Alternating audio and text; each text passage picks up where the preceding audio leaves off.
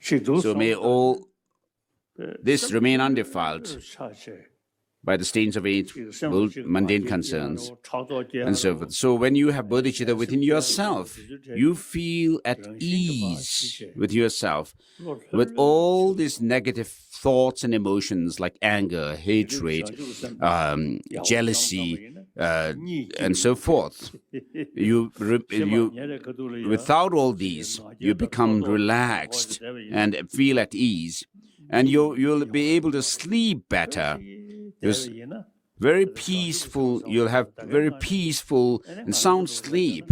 And as people who believe in Avalokiteshvara, we can also, as you go to sleep, for example, you may also think of Avalokiteshvara on your head, and whatever the great positive qualities Arya Avalokiteshvara has, may I also be able to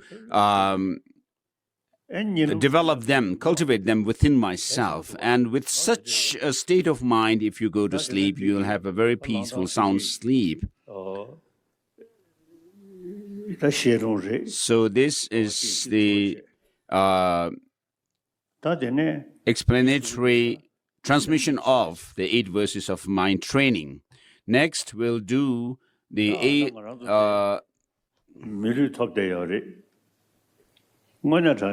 bodhicitta.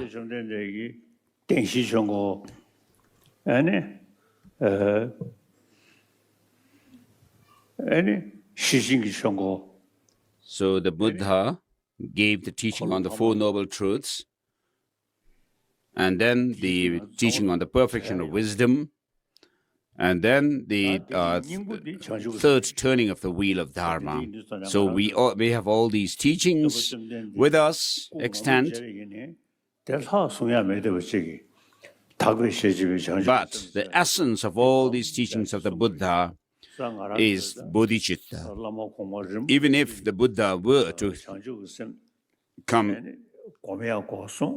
today, he would advise us to cultivate bodhicitta, and then our past masters, the masters of our lineage,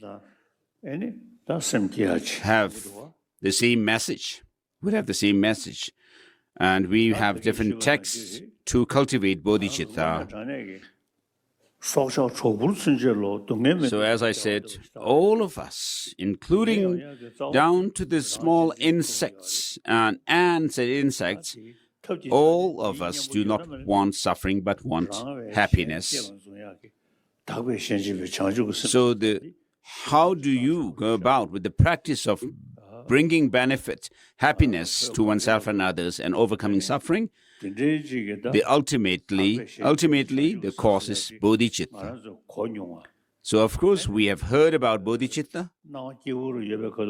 And when we are happy and joyful, if we can think about it, it would be very fortunate for us to do so.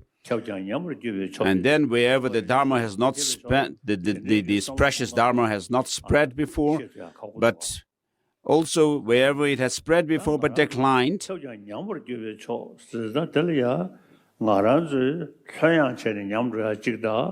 with regard to the second line, the teaching where the teaching has spread but declined, of course, the decline happens because of our own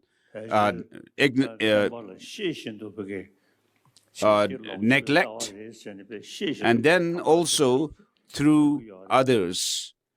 For example, the communist Chinese destroying religion.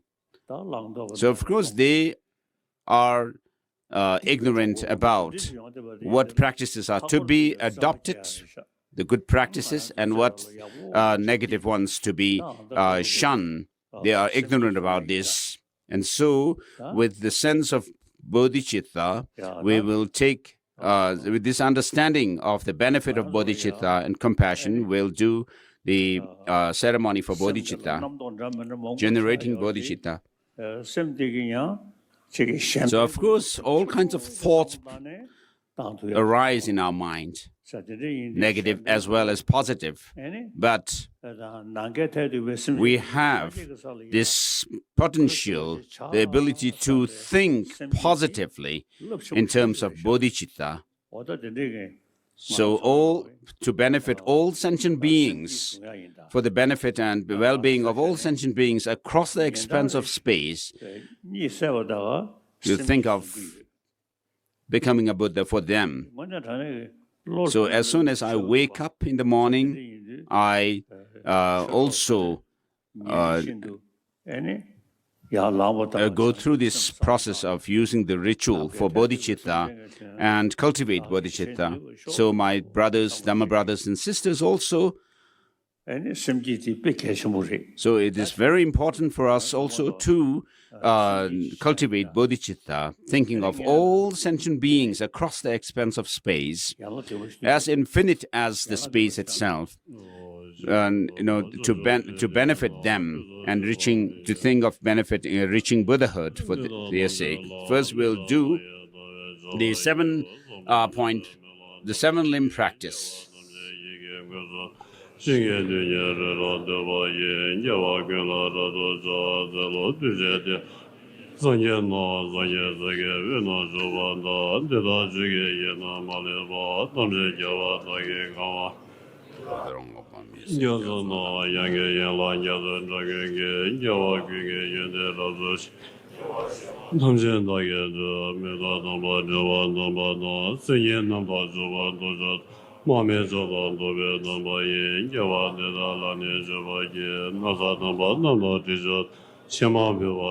line among humans, go into freedom in the three times in the worlds of 10 directions. To you all with body, speech, and mind, sincere mind, I bow down with the energy of aspiration to the Bodhisattva way, with the sense of deep respect, and with as many bodies as atoms of the world. To you all Buddhas visualized as real, I bow down. On every atom of Buddhas, numberless as atoms, each amidst a host of Bodhisattvas, and I am confident the sphere of all phenomena is entirely filled with Buddhas. In this way, with infinite oceans of praise for you and oceans of sound from the aspects of my voice, I sing the breathtaking excellence of Buddhas and celebrate all of you going to blaze. Beautiful flowers, regal garlands, sweet music, scented oils, parasols, sparkling light, sublime incense I offer to you, victorious. On fine dress, fragrant perfume, sandalwood powder heaped as high as Mount Meru. All wondrous offerings in spectacular array I offer to you, and so forth. So the Buddha, of course, is our teacher of this Buddhist tradition that we have. So because of having the Buddha nature within himself, and the Buddha was able to train himself through the path, spiritual path, and become Buddha, a fully awakened one. So this Buddha nature, the Tathagata Garbha, is also there within ourselves.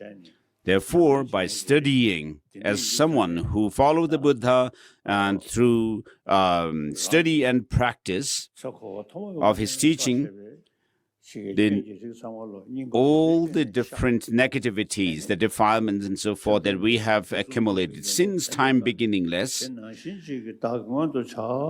we need to overcome them and reach the goal of full enlightenment like the Buddha himself. So with that aspiration, let us do this practice of taking refuge and bodhicitta. I seek refuge in the Buddha, Dharma, supreme community. Please repeat. Until I am enlightened.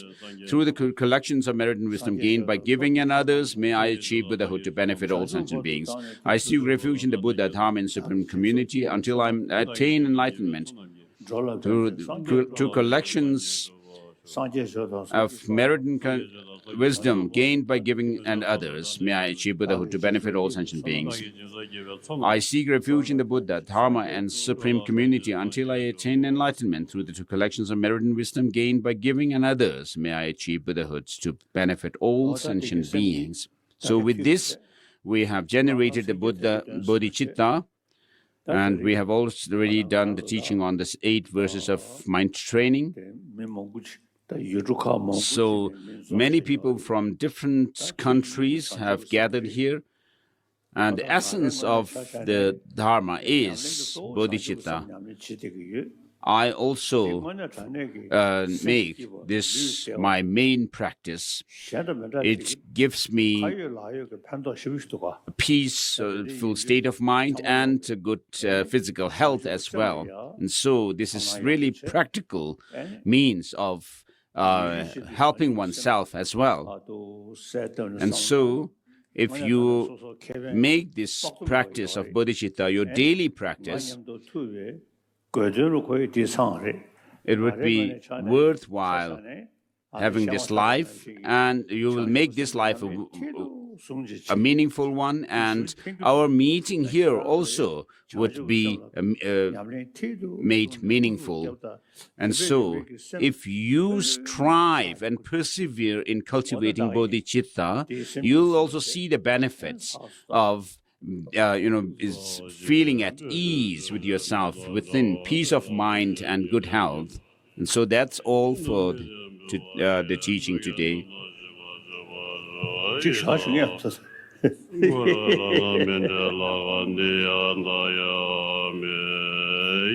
It's Thanksgiving mandala.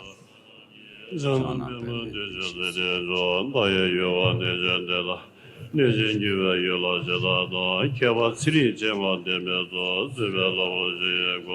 this prayer is a prayer to the Dharma protectors of Tibet, such as Tsering Chenga and so forth, who were oath-bound, who are all oath-bound since the time of Guru Padmasambhava and other masters. It's invoking the Dharma Palas of Tibet. They're making offering to them and respecting them, and then asking them to keep the oath that they have given to Master Padmasambhava and so forth, and bring peace and happiness in the land of snows, and especially help the Lord of Tibet, Avalokiteshvara, His Holiness the Dalai Lama, and other masters of Tibet have a long life to dispel all the obstacles to their life. And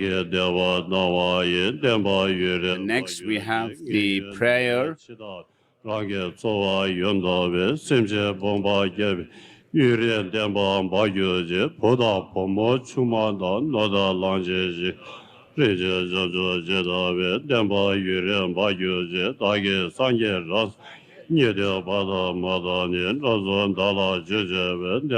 this prayer is for the flourishing of the Dharma.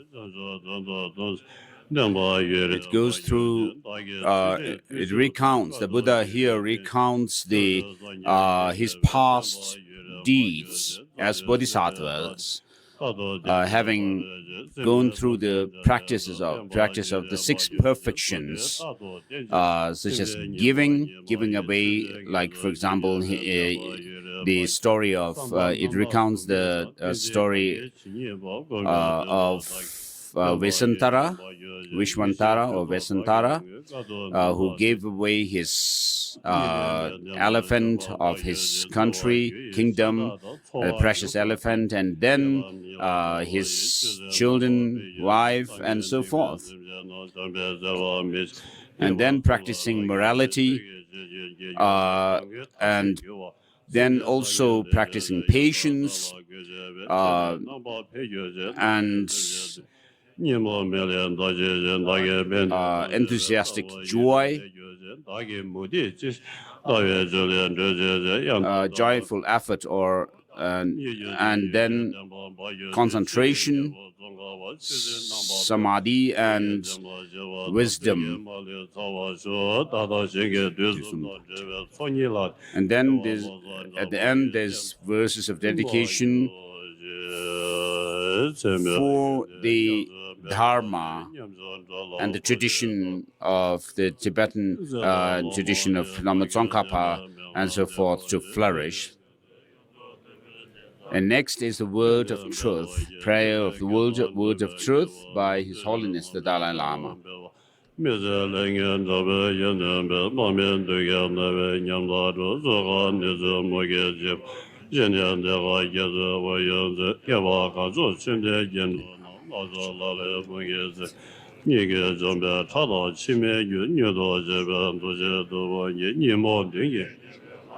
So here the prayer pays homage to the three jewels first, and then it says, "You whose glory is in an ocean of immeasurable qualities, and who looks upon poor beings as if they were your only child, Sugatas of the past, present, and future, the Buddhas and Bodhisattvas, and your disciples, pray heed these lamentations of truth." And then it prays for the Dharma to flourish in the whole wide world, and also the Dharma upholders, the practitioners and scholars to flourish in their 10 practices, the 10 Dharma activities. And then utterly oppressed by the intolerable intensity of their negative actions, deprived beings are tortured by interminable suffering, pacify the unbearable disease, wars, and famines, and bring them the succor of infinite joy and well-being. And then it also prays for the beings of Tibet to be free from the suffering that are brought about by the evil barbarian hordes, malevolent and heartless, and bathe the Tibetans in blood and tears, the rivers of blood and tears. And with this, the compassion of Avalokiteshvara is aroused. And especially the Avalokiteshvara's compassion is aroused to Avalokiteshvara is invoked to bring the wisdom in the minds of those perpetrators who destroy the Dharma and of Tibet and Buddhism. And then we pray to Avalokiteshvara to bring true happiness in the land of snows.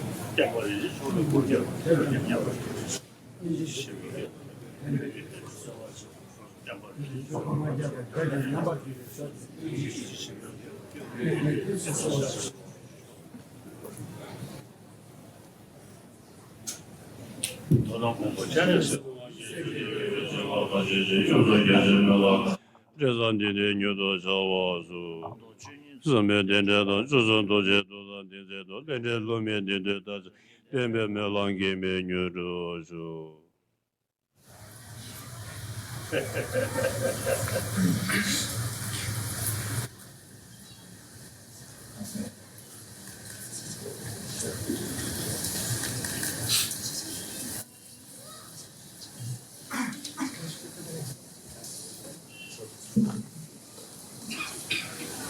Short and sweet, short and sweet.